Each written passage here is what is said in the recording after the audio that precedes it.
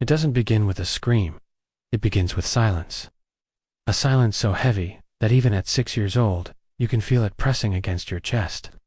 You don't know what's wrong, but you can tell something in the house is breaking. Maybe your father's eyes look tired. Maybe your mother's smile feels stretched too thin. Maybe no one's really looking at you at all. And so, without anyone saying it, you make a decision. If I can stay quiet, maybe they won't fight. If I can fix things, maybe they'll love me. That's the day you stop being a child. Not because you wanted to, but because you had to. From that moment on, you become the peacekeeper, the responsible one, the invisible glue, holding a broken world together. You learn to read faces like weather maps. You memorize moods like math equations. You measure your worth in how calm you can keep the storm. Everyone praises you for it. You're so mature, you're so strong, you're so independent. But nobody ever asks, at what cost? Because behind every mature child is a story of survival, not success. Behind every strong kid is a heart that learned early that safety depends on performance. And behind every independent person is a child who stopped asking for help long before anyone noticed.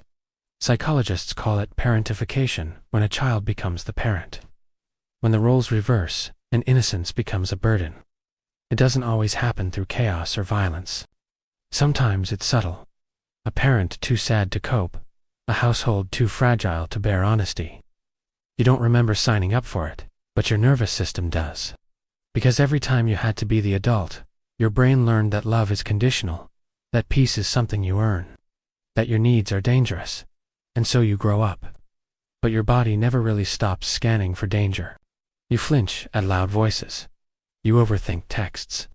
You apologize too much. You confuse being needed with being loved. You've built a life that looks stable, but inside, you're still holding your breath. Because the child who disappeared is still there, waiting for someone to notice. The truth is, you can't outgrow childhood trauma. You just learn to decorate it. You build careers, relationships, even families, all while secretly hoping someone will finally say, you don't have to be strong anymore. But no one says it, because you've worn your mask too well. Even you believe it sometimes.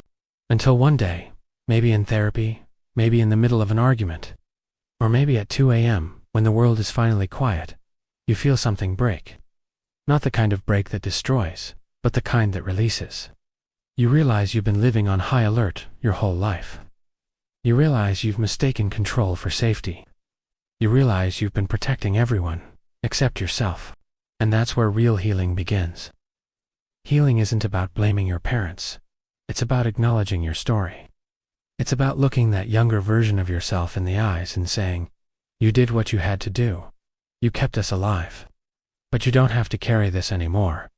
That's shadow work, not about light and love, but about truth and grief. It's crying for the birthdays no one remembered. It's mourning the laughter you didn't get to have. It's forgiving yourself for not being the carefree child you were meant to be. And slowly, you start to notice something strange. The world doesn't collapse when you rest. People don't leave when you say no. You start realizing that being loved and being needed are not the same thing. You start meeting yourself, not the version that survived, but the one that deserves to live. This isn't weakness, it's return. Return to softness, return to self. Return to the parts of you that never stopped waiting for home. So if you someone who grew up too soon, hear me clearly, you are not broken. You are exhausted, and exhaustion isn't a character flaw. It's a sign you've been surviving for too long. You don't need to be strong today. You just need to be honest. Because the truth is, your strength was never meant to be armor. It was meant to be a bridge back to the child who's still waiting, still hoping, still believing that one day, it will finally be safe to just be. And maybe that day is today.